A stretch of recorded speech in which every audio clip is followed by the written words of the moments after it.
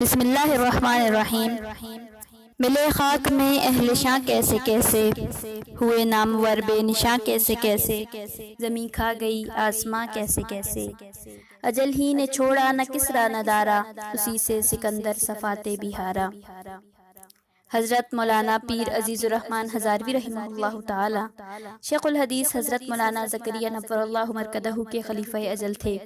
اللہ رب العزت نے آپ سے پوری دنیا میں دین اسلام کا بہت کام لیا۔ ہزاروں کی تعداد میں آپ کے تلامذہ اور مرید ہیں۔ آپ نے اپنے جامعہ کی بنیاد اپنے شیخ کے نام پر رکھی اور اپنے جامعہ کا نام جامعہ دارالعلوم زکریا ترنول اسلام آباد رکھا۔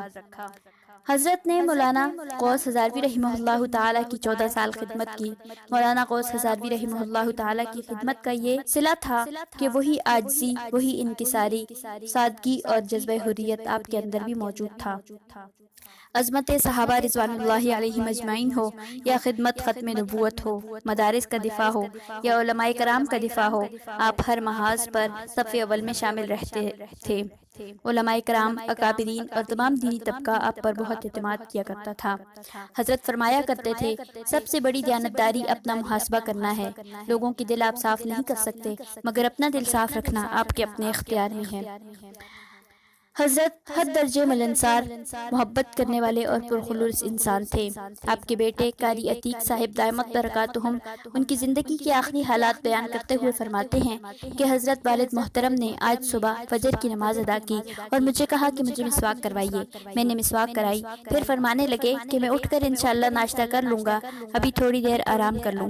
اس وقت آپ رحمہ اللہ تعالی الشفا ہسپتال میں ICU میں زیر علاج تھے۔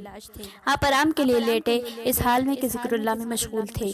ICU میں موجود تمام لوگوں سے بھی آپ نے ذکر قلبی کروایا اور آپ اسی حالت میں اپنے خالق حقیقی سے جا ملے۔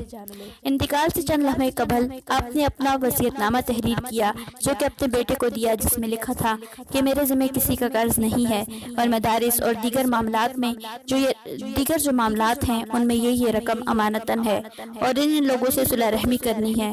الحمدللہ ذکر کرتے کرتے خالق حقیقی سے جا ملے۔ آپ نے اپنی ساری زندگی محبت کا درس دیا اور زندگی کے آخری لمحوں میں بھی یہی کام کیا۔ زندگی کے آخری لمحوں میں فرمایا کرتے تھے کہ میں رات کو استغفار کر کے سب کو معاف کر کے سوتا ہوں۔ اللہ تعالیٰ ان کی مغفرت فرمائے، ان کی قبر مبارک کو جنت کا باغ بنائے اور ان کے اہل خانہ کو صبر جمیل عطا فرمائے۔ ان کی نماز جنازہ آج راولپنڈی میں 6 بجے ادا کی جائے گی۔